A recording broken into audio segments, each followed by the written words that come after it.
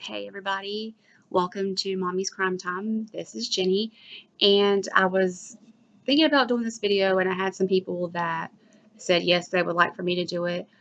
If you haven't heard of Gannon, I think it's Stauch or something like that, he's an 11-year-old little boy who went missing it's been a while, it's been over 2 weeks. He went missing from his home in Colorado. There has been a lot of controversy surrounding this case, especially the stepmother. Does she know more than she's letting on?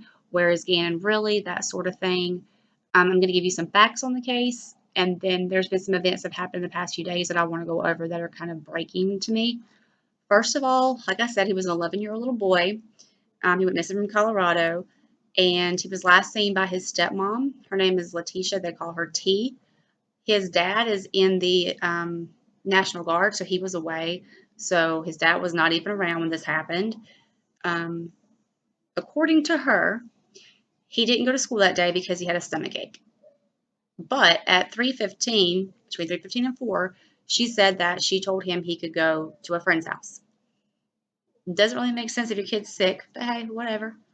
Um, she also says that she was working out or whatever when he came and told her she was leaving. So he just was going to walk to the friends or something, but she didn't think nothing of it. So she reported him missing at 6:55 p.m. that night. So apparently it was okay for him to just kind of go off by himself. I mean, they lived in a neighborhood. It was supposed to be a friend that lived close by. So he was supposed to walk there. She didn't come back. She didn't know where he was. So that's when she called law enforcement. So next, his biological mom lives in South Carolina. Her name is Landon, and she flew in on the 28th to be there to help look for her son. Something transpired. I'm assuming that the dad, the biological dad, and the biological mom had their suspicions about the stepmom, so they actually threw her and her daughter, Harley, out of the house. Don't really blame them if you thought they did something. At first, the little boy was considered a runaway. They thought maybe he had just left, something like that, but it was later changed to an endangered missing child because of one, the weather in Colorado, and also because he'd been missing, for longer, and he needed certain medications that he did not have with him. Plus, at 11 years old, that's kind of young for a runaway, in my opinion. I mean, I packed my bag when I was little. I was, thinking I was going to run away, but I never really left. So I would think that if he had run away, he would have came back pretty quickly. I don't think that he would have stayed gone this long, especially at age 11. So, like I said, the dad wasn't there. The mom flew in. The stepmom has made some comments. She did one interview, and it was honestly horrible. She, rather than pleading for Gannon to come home, rather than her saying, I love you, I want you back, crying, showing any emotion, she was just angry. And she chose to like attack the media, attack the police department and social media for portraying her unfairly. She says that the police had came and took her and her daughter at gunpoint, and they didn't let them get an attorney. She requested an attorney. They wouldn't let her have anything to drink. They seized the vehicle. They were just shopping for clothes. In this entire interview that she does, she barely mentions Gannon. She never pleads about him coming home, really. It's more of, I'm pissed that y'all are talking about me, and everybody is going to owe me an apology for how you've talked to me or talked about me, which to me does not sit well because her main intention should be getting her child or her stepchild home, not, oh, well, y'all are going to owe me an apology. Apparently, on the Sunday before, which was the 26th, her and Gannon had gone on a hike. And it was at, like a nice place that I can't remember what it's called. I cannot remember what it's called. I'm not going to lie to y'all. But they went there and they took photos. They know that he was there. And the thing was he there when her daughter got home from work? So the interviewer from the news channel was like, hey, do you mind if we ask your daughter? Or she's like, you can ask my daughter this. So she walks over to the daughter. I'm not sure if she realized that she still had the mic on. And she's like, hey, they want to ask you if you were home or if Gannon was home when you got home from work that day. And her daughter's like, well, what do you want me to tell them? That's pretty telling that she had to coach her daughter on what to say. So now if we go back to, they went hiking, whatever. That night, supposedly something happened with a candle. And according to T, the stepmom, she says that Gannon was playing with a candle or something and he set the carpet on fire. And this was like a huge thing and he was very upset. She was very upset. So I guess in order for her to, like, you know, make herself sound better, she thought it would be better for her to share that video on social media. She has been talking constantly negatively about social media and how people are painting her the wrong way, how she is, like, you know, getting death threats and everything because of social media. People need to stop focusing on her and focus on finding Gannon. But she is the #1 person posted on social media nonstop. I mean, she is constantly on there. And if she's not on her on Facebook, she is on her mom's or anyone else's that she can get on arguing with people. You would think she'd rather stay out of that public eye. If social media is that bad, then you wouldn't be putting yourself in that position constantly for people to talk about what you say, especially when you constantly contradict yourself, especially when you're using extremely vulgar language and all you're trying to do is defend yourself and not plead that your stepson be brought home. Now, I will go ahead and play that video for you guys that she shared. I will warn you that it is very sad. It's very disheartening to hear, because what happens is she accidentally records this video. Everyone that believes that, you know, stand on your head. Because, I mean, I accidentally record myself yelling at my kids all the time, right? Honestly, I think that if he did, you know, catch the carpet on fire and she was angry, I think that she possibly hurt him. Now, this is my opinion, okay? This is my opinion. I think maybe she possibly hurt him, and this is when she comes back downstairs to where he is so that she can kind of get her story ready and have, like, her alibi story. You'll notice that she says something about, oh, we'll fix it. We can sell things. We can sell the sofa. Well, why do you want to sell your sofa? Because if I had something happen in my house and I needed to fix it, I would be like, well, I guess we could sell, you know, like this game system we don't use anymore. Or we could try to, you know, sell, you know, I don't know, our lawnmower that we don't use anymore. Something that you don't use, but to say, oh, well, maybe we could sell our sofa. That's kind of strange to me. I wonder if something happened between them, if she did hurt Gannon. Because at the end of the video, certain videos, you can hear it where it almost sounds like he's saying, I'm bleeding at the end. So wonder if maybe she did hurt him and he was bleeding and got blood on the couch. That's why she got rid of the couch, to try to get rid of that evidence. She got the carpet put up, get new carpet put in. You know, it was all kind of covering her tracks in every way she could, especially when she makes this video, because I just don't see that this was done mistakenly by accident, that her video was just recording. Also, at first you can kind of, everything's kind of turned sideways. You can see, like, the TV and stuff, and you can hear him talking about Kobe Bryant, so you know it is that day because it's the day that he died. But she never shows Gannon. No, now she's talking to him directly. You can hear him answering her, but she never shows him at all in this accidental video. I also feel like that's something, because if he was there and there was something to hide, then I feel like maybe we would have seen him for a moment. But I believe that she didn't want us to see him. She wanted to make this video just in case she needed it. And rather than give it to the police or, you know, keeping it, you know, close to herself, she instead posted on social media in a way to, like, say, I'm not guilty and here's my proof, because this is what really happened with the candle.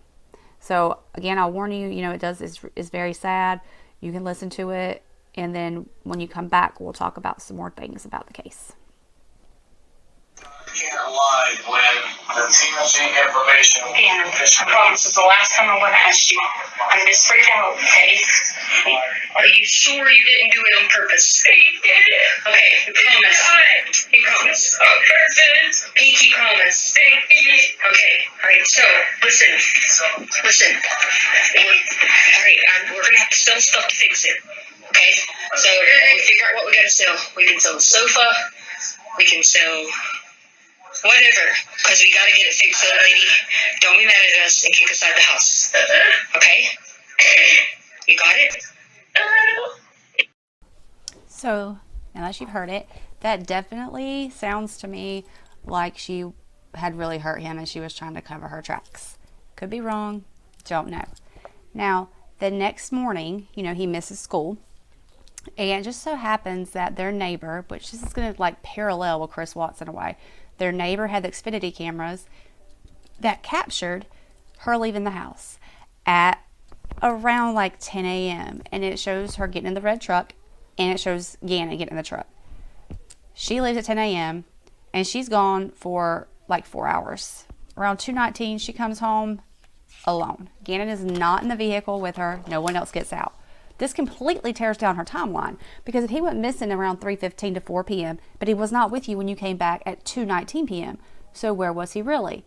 This video to me is pretty damning because it proves that she's lying. So, with all of that, everybody's been talking about this new video that she just released and saying it makes her look worse, not better. So today, this is new, she decided that she should issue a statement about what she posted, what she did. She's since taken down her Facebook. Duh, she should have done that a long time ago. But I'm just going to read you her statement that she issued. This is from Fox Denver, and they have the website, and they have her statement on it. She says, first and foremost, I would like to thank all agencies, volunteers, and community members who are working diligently and praying endlessly to bring Gannon home safe. Thank you to my husband, who has stayed strong through this and protected our family to the best of his ability, and our immediate and extended family members throughout the East Coast. So, she is from the North South Carolina area. To Gannon, please come home soon because your daddy is waiting to watch the new Sonic movie that comes out this week, and the cool shirt I got you to wear to the theater is in your closet. And here she goes with social media. Social media has been devastating. From the harsh comments, speculations, threats, cyberbullying, etc., it has been a challenge when people are trying to run you off the road, waiting outside your hotel, threatening to kill you, etc. I encourage the sheriff's office to take down those pages and promote negative behavior and violence. Let's do what Gannon would do. Be kind to one another. I find this weird. Why are you bashing social media now when that's all you have done is sit on social media for 2 weeks? Is it because it's bringing you out in a negative light? I know that many people have kids and are invested in this because it hits close to home for them. I would like to think that overall most people are genuine and want to do everything in their power to find G. Apparently not her though. She's never even out looking for him. With that being said, it said sad, but I assume she meant said. Please take a step back for a moment and let me explain to you a few details that were not released. Probably not a good idea here because you're not supposed to release information with an ongoing investigation. For example, just like the video that was leaked, there are additional details that were hidden due to 1, the department doing its job, 2, the effects of social media and how some individuals will criticize or hinder the investigation, kind of like she's been doing. I chose to listen. I didn't leak videos or information. Yes, you did. You're the one that leaked the video of Gannon. The whole thing, you leaked it. I chose to listen. I didn't leak the videos or information. But at this time, it's getting later in the process and we just want Gannon home. I feel the need to fill in some gaps. Now let me stress this. Police have known this since the first interview. Saturday night, G was helping me unload in the garage and cut his foot. Because there were a lot of tools because Albert does woodworking. This is making me wonder, is she bringing this detail in possibly because they may have or blood evidence in the garage? He sat on the edge of the car and we bandaged it up. He was good to go. He always loves helping his dad in the garage build things like his Lego tables and the flower pot they built me as a gift. After this, I noticed G kept going to the side of the house. He told me he was checking to see if the gate was locked because he was the only one with the gate key. It made him proud to be the man of the house while Albert was away. Fast forward. We did a hike on Sunday. Cleared. When she says cleared, she means by investigators. And shopping Monday. Cleared, as well as him getting checked out of the other side. So she's saying that the police have cleared him getting out of the truck. I've not heard that report anywhere that they saw him get out of the truck when she came home. Please don't think for a second that there isn't enough technology to determine shadows and movement around the truck. Oh, we know there's plenty of technology, but we probably would have heard something by now. There is also proof from my phone that we had taken a selfie in the truck in our driveway that was time-stamped. We always send pictures to Albert when we are out and about when he is away. That can be scanned for actual time verification. Last, from day one, the sheriff's office has known a description of the person/friend whom Gannon left with. Kind of having a hard time with that because I haven't seen any articles or news stories that show me a person that he left with. I've heard that he went to go to a friend's house, he never came back, but I've not seen a sketch or anything of a person that we should be looking for that took Gannon. I feel like she's now trying to, because we know she's tried to blame the biological mom. She's thrown off on her terribly. I mean, some of the things she said about her are horrible. I almost feel like now she's trying to, like, somebody took him, maybe somebody in the family took him. This is all just kind of more BS to throw out there to try to keep the investigation from going where it needs to go. I explained to them and provided evidence. They had information about G having a key to go out the side gate. Last, they have more in-depth details that go along with this, pointing to who sent the person or why they may have come. So here we go. Who sent this person to come take this child? Again, I repeat, they have had this initially, and I was asked to keep quiet about it so they could have the best shot at doing their job and bringing G home. The last thing that needed was a hindrance to their investigation. I encourage you to think of any suspicious cars that may have been in the area watching a few days prior, and keep praying for G. So this kind of contradicts everything I've heard. Like, I haven't heard anything about him getting into a car with a mysterious person. I haven't heard anything about any sketches or any be on the lookout for this person who is suspected of taking this child from his home. I haven't seen that. If you have, let me know. I haven't followed this case quite as much as I do other cases. I've been working on a lot of other things lately, but it has caught my attention, especially lately with the video that she released and then this statement. So I'm going to leave you with that statement, and well, I guess we're going to keep watching. I just pray that Gannon is found.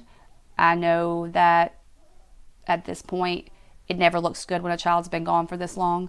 Maybe he, let's give it the benefit of the doubt. Maybe he did run away. Maybe he's safe somewhere. I really hope that he is. But I feel like in my heart that she did something to him, and she took him away from the home that morning because I feel like she hurt him bad that night, and she didn't want to have law enforcement come. She didn't want, social services to find out. She didn't want her husband to find out. So she chose to get rid of Gannon rather than address what she had done to him. Could be wrong. I'm not always right. Don't know. I guess we just have to wait and see how this unfolds. If you guys have anything you want to say, anything you want to add, let me know. Please feel free to share this video, like my Facebook, like my YouTube channel, everything. And as soon as there's more updates available, I will post them, and we'll see how this unfolds. Let's just all pray for a safe return. I do also want to add that these were all my opinions. This is nothing that I'm not trying to incriminate anyone. I'm not saying that she's guilty. I'm just taking my perspective on the case. Not trying to hurt anyone. This was just for educational purposes of my own. But let's all just pray that Gannon comes home safe. I hope you guys have a great night. And as always, thank you for watching Mommy's Crime Time.